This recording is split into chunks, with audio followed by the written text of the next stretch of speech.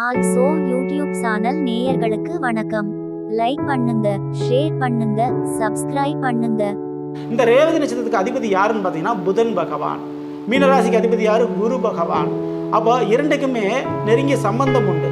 இந்த புதனை தன்னுடைய நட்சத்திர அதிபதியாக கொண்ட ரேவதி நட்சத்திரத்தில் பிறந்தவர்கள் உங்களுடைய வாழ்க்கையில மிக முக்கியமானதுன்னா கணக்கில் நீங்க புலின்னு சொல்லலாம்.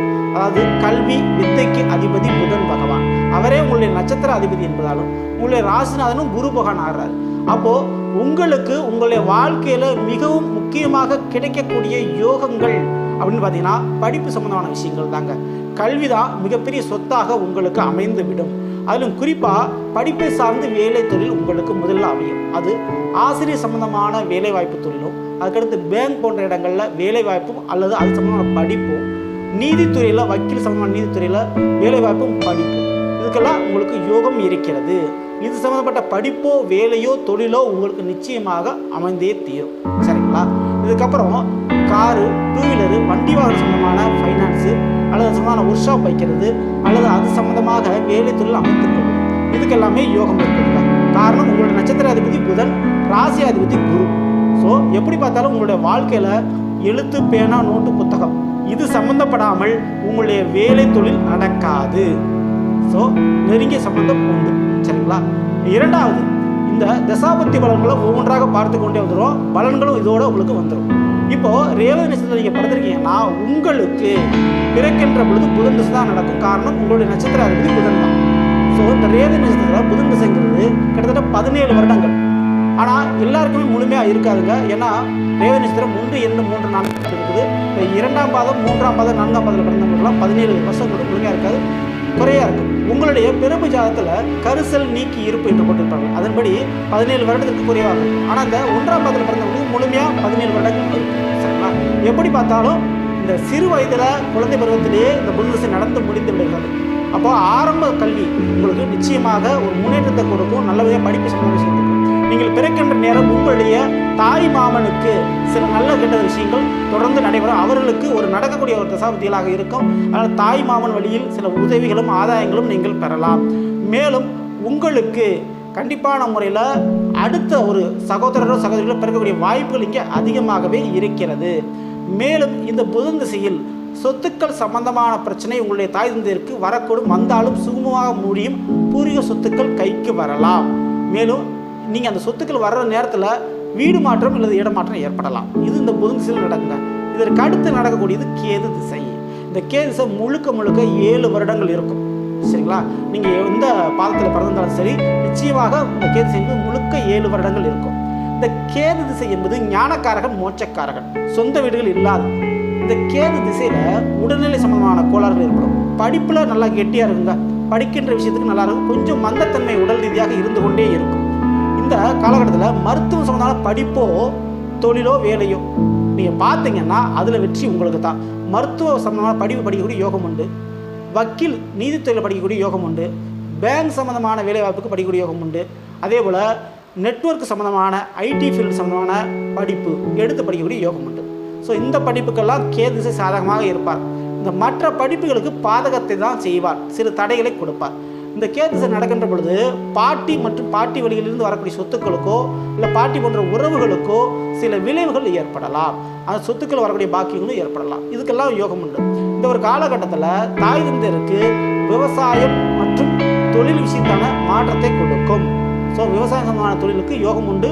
மற்ற தொழில் பார்த்துக்கிட்டு இருந்தாங்கன்னா தொழிலில் மாற்றத்தை கொடுக்கும். இந்த கேது திசை ஏற்றம் மற்றும் இறக்கம் கலந்து தான் இருக்கும். உங்களுடைய தாய் தந்தையருக்கு அது நடக்கத்தான் செய்யும். இதற்கு அடுத்து நடக்கக்கூடியதாங்க சுக்கிர திசை. இந்த சுக்கிர திசை திடீர் திருமணத்தை உங்களுக்கு ஏற்படுத்தி கொடுத்து விடுவார். காதல் போன்ற விவகாரம் அதிகரித்து விடும். ஸோ இந்த சுக்கிர திசை நடக்கின்ற பொழுது சுக்கிர திசை 20 வருஷம் முழுமையாக இருக்கும். இந்த சுக்கிர திசையில் நிச்சயமாக கண்டிப்பாக திருமண வாழ்க்கை என்பது நடந்தே முடிந்துவிடும். சரிங்களா? அதில் எந்த மாற்றம் இல்லை. திருமணம் கைகூடிவிடும். இந்த சுக்கிர பகவான் உங்களுடைய மீன ராசிக்கு 3ஆம் வீடான ரிஷபத்திற்கும் மற்றும் 8ஆம் வீடான துலா ராசிக்கு அதிபதியாக இருக்கார். 3ஆம் வீடுங்கிறது சிற்றின்ப சுகத்தை குறிக்கக்கூடியது. அப்போ இல்லற சுகம் கிடைச்சிடும், திருமண வாழ்க்கை நடந்தேறும். இதுக்கப்புறம் இளைய சகோதர சகோதரிகளை கொடுக்கக்கூடியது. அப்போ அவர்களுக்கும் இந்த சுக்கிர திசை உங்களுக்கு நடக்கின்ற பொழுது நல்லது கெட்டது நடந்துடும். நல்லது கெட்டது மீன்ஸ் நல்ல நல்ல ஒரு கல்யாண திருமணம் சுப நிகழ்ச்சி அவங்களுக்கு நடத்துகிறோம். உங்களுக்கும் சிறுதூர பயணங்களையும் கொடுக்கும். சில பேருக்கு வெளிநாடு சம்பந்தமான யோகத்தை கொடுக்கும். சில பேர்களுக்கு அரசாங்க வேலை வாய்ப்பை கொடுக்கும். குறிப்பிட்ட அதில் காவல்துறை, இந்த மிலிட்ரி போன்ற இடங்களில், அணு உலை மற்றும் அணு ஆயுதங்கள் தயாரிக்கக்கூடிய இடங்களில், ரயில்வே டிபார்ட்மெண்ட்டுகளில் வேலை வாய்ப்பை பெற்று தருவார் இந்த சுக்கிர பகவான். இப்போ அரசு வேலைக்கு அதிகப்படியான வாய்ப்புகள் இங்கே இருக்கிறது. மேலும் இந்த மாவட்ட ஆட்சியர், கலெக்டர் ஆஃபீஸில் வேலை கிடைக்கிறது, ஆடிட்டர் ஆவது, அக்கௌண்ட்ஸ் டிபார்ட்மெண்ட்டில் வேலை வாய்ப்பு போன்ற எல்லாமே இந்த சுக்கிர திசையில் உங்களுக்கு கைகூடி வந்துடுங்க. சரிங்களா? ஸோ இந்த சுக்கிர திசை அதற்கெல்லாம் சாதகமாக இருப்பார். அதேபோல் குழந்தை பாக்கியம், குறிப்பாக பெண் குழந்தைகள் பிறப்பதற்கு யோக வாய்ப்புகள் அதிகமாகவே இருக்கிறது. இந்த சுக்கிர திசை முழுமையாக ஒரு 20 வருஷம் இருப்பார். இந்த 20 வருஷத்தில் இந்த யோகங்களை கொடுப்பாரு. மேலும் இந்த ஒரு காலகட்டத்தில் ஒரு ஆடம்பரமாக இல்லாட்டியும் உங்களுக்கு பிடித்த மாதிரியான ஒரு வீட்டினை கட்டி முடிப்பீர்கள் அல்லது வாங்கி முடிப்பீர்கள். ஸோ வீடு வாங்குறதுக்கு கிட்டத்தட்ட யோகம் இருக்குது. புதிய டூவீலர் வண்டி வாங்குறதுக்கு யோகம் இருக்குது. இதெல்லாம் ஒரு பக்கம் இருந்தாலும் இந்த சுக்கிர பகவான் 8ஆம் இடம் துளாராசிக்கு அதிபதியாக இருக்கிறதுனால பெண்களாலேயே திடீர் வம்புகளுக்கு பிரச்சனை ஏற்படலாம். அத்தை போன்ற உறவுகளால் உங்களுக்கு பாதகம் ஏற்படலாம். அதே போல் டூவீலர் போன்ற வண்டி வந்து சிறிய விபத்துகள் ஏற்பட வாய்ப்பு கொஞ்சம் அதிகமாக இருக்குது. ஸோ இந்த சுக்கிர அதுலேயும் கொஞ்சம் கவனமாக இருக்கும். சிறுநீரக கோளாறு அல்லது சர்க்கரை சம்பந்தமான வியாதிகள் பிரச்சனைகள் வரலாம். கொஞ்சம் கவனத்தோடு நீங்கள் இருந்துக்கணும். அதுக்கப்புறம் நடக்கக்கூடிய சூரிய திசை.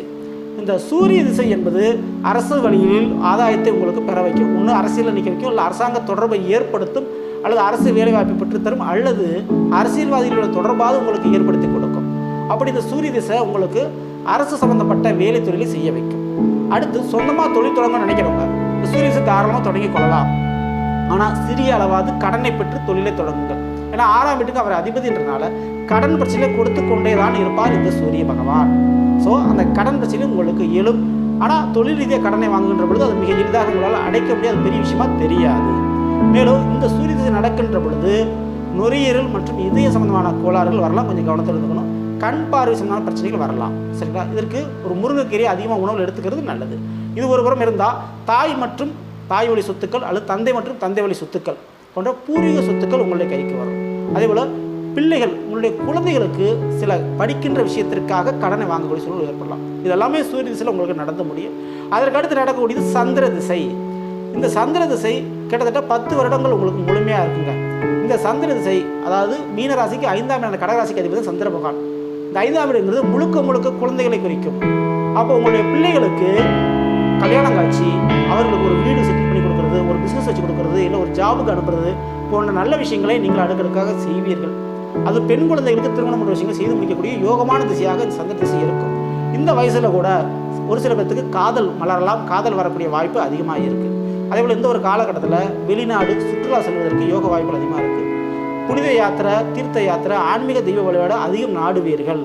அதேபோல் பெண்களோடு சேர்ந்து நேரத்தை கழிப்பீர்கள். அதாவது மனைவியாக இருக்கலாம், அல்லது சகோதர சகோதரிகளாக இருக்கலாம், அல்லது உங்களுடைய பெண் பிள்ளைகளாக இருக்கலாம். அவர்களோடு சேர்ந்து வெளியூர் செல்வது, வெளியூர் சுற்றுலா செல்வது போன்ற விஷயங்கள்லாம் நடைபெறும். இதற்கெல்லாம் யோக வாய்ப்பு இருக்கும். ஆனால் உங்களுடைய குழந்தைகளுக்கு நல்ல காரியங்கள் நடக்கக்கூடிய நல்ல ஒரு திசையாக இந்த சந்திர திசை முழுமையான 10 வருடம் நிச்சயமாக இருக்கும். இதுக்கப்புறம் நடக்கக்கூடியது இந்த செவ்வாய் திசை. இந்த செவ்வாய் திசை கிட்டத்தட்ட 7 வருடங்கள். இந்த செவ்வாய் திசை உங்களுடைய கையில் பணத்தை வர வைக்கும், நில யோகத்தை உங்களுக்கு கொடுக்கும். காரணம் எதுக்குன்னா மீன ராசிக்கு 2ஆம் வீடான மேச ராசிக்கும் மற்றும் 9ஆம் வீடான விருச்சிக ராசிக்கு செவ்வாய் பகவான். அப்போ உங்களுக்கு நிலம் சம்பந்தமான அதிர்ஷ்டத்தை கொடுக்கும். சகோதர சகோதரிகளிடையே ஒரு அன்பை உங்களுக்கு புதிதாக வர வைக்கும். அதே போல் எதிரிகள் இல்லாத ஒரு நிலைப்பாடு ஏற்படுத்தும். வேலையிலோ தொழிலோ உங்களுக்கு எதிரிகள் இருந்தாங்கன்னா அந்த எதிரிகள் இல்லாத ஒரு நிலைப்பாடு ஏற்படும். சூரிய திசையில் கொடுத்த கடனை இந்த செவ்வாய் திசையில் அடைக்க உங்களுக்கு வாய்ப்பு அதிகமாகவே இருக்கிறது. உங்களுக்கு ஒரு உயர்ந்த பதவி, ப்ரொமோஷன், சம்பள உயர்வு அல்லது கௌரவம், பட்டம் போன்ற விஷயங்கள் கிடைக்கலாம். இந்த செவ்வாய் திசை சில நோய் பிரச்சனைகளை உங்களுக்கு அதிகப்படுத்தி கொடுக்கும். இரத்தம் சம்பந்தமான கோளாறுகளை ஏற்படுத்தலாம். அதுக்கு அடுத்து வரக்கூடிய ராகு திசை என்பது உங்களுக்கு தேவையில்லாத ஆப்ரேஷன், சிசேரியன் போன்ற பிரச்சனைகள் அதிகப்படியாக கொடுக்கும். தீய பழக்க வழக்கங்களுக்கு அடிக்டாக நேரிடலாம். இந்த ராகு திசை குடும்பத்தை விட்டு உங்களை பிரிக்கலாம். உறவுகளிடையே சிறு சிறு பிரச்சனைகளை பிரிவுகளும் ஏற்படுத்தி கொடுக்கும். மனக்குழப்பங்கள் அதிகமாக கொடுக்கும். உங்களுடைய ஜாதகத்தில் ஆயுள் ஸ்தானம் தீர்க்கமாக இருக்கின்ற பொழுது ராகு திசை வரை நீங்கள் தொடுவீர்கள். இந்த ராகு திசை தொடுகின்ற பொழுது நோய் பிரச்சனை கொஞ்சம் அதிகமாக இருக்கும். தேவையில்லாத ஆப்ரேஷன் போன்ற நிலைப்பாடுகள் நீங்கள் செய்ய நேரிடும். உடம்புல கத்திப்படும் சொல்லலாம். ஆனால் இந்த ஒரு காலகட்டத்தில் உறவுகள் பிரிவும் சில விஷயங்கள் நடைபெறும். உங்களுக்கு மோட்சத்தை கொடுக்கக்கூடிய ஒரு திசையாக இந்த ராகு திசை அமைந்துவிடும். நிச்சயமாக ஜாதகத்தில் ஆயுள் சம்பந்தமான விஷயம் தீர்க்கமாக இருந்தால் ராகு திசை தொடுவீங்க. இல்லை என்றால் செவ்வாய் திசையே உங்களுக்கு இறுதியான ஒரு திசையாக இருக்க அதிகப்படியான வாய்ப்புகளை இங்கே இருக்கிறது. ஸோ இந்த செவ்வாய் திசையில் இரத்த சம்பந்தமான கோளாறுகள் வரும். ஸோ அதை மட்டும் நீங்கள் சரி பண்ணால் போதும். மற்றபடி ஆயுள் தீர்க்கமாக உங்களுக்கு இருக்கும். செவ்வாய் திசை நடக்கும் பொழுது முருகனுடைய வழிபாடு அதிகமாக பண்ணுங்கள்.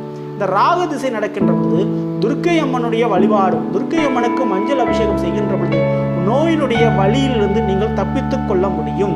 ஸோ வலி வேதனைகள் இல்லாமல் உங்களுடைய மோட்சமானது சந்திப்பீர். சரிங்களா? இதுக்கு ராகு திசை சாதகமாக இருக்கும். இந்த ராகு திசையில் பிரிவுகள் தான் அதிகம் ஏற்படும். சரிங்களா? சொத்துக்கள் பிரிவு, உறவுகள் பிரிவு போன்ற பிரிவினைக்கு தான் அதிகப்படியான வாய்ப்புகள் உண்டு. அலைச்சல் கொஞ்சம் அதிகமாகவே இருக்கலாம். இந்த ராகு திசையில் பூர்வீகத்தை விட்டு வேறு இடம் மாற்றம் ஏற்படுவது நடக்கக்கூடிய ஒரு விஷயமாக இருக்கும். ஸோ இந்த ஒரு காலகட்டத்தில் தவறாமல் துர்க்கை அம்மனோட வழிபாடு செய்யுங்க, மஞ்சள் அபிஷேகம் செய்யுங்கள். மன வலியும் உடல் வலியும் நிச்சயமாக குறையும். சரிங்களா? நல்லது. நாம்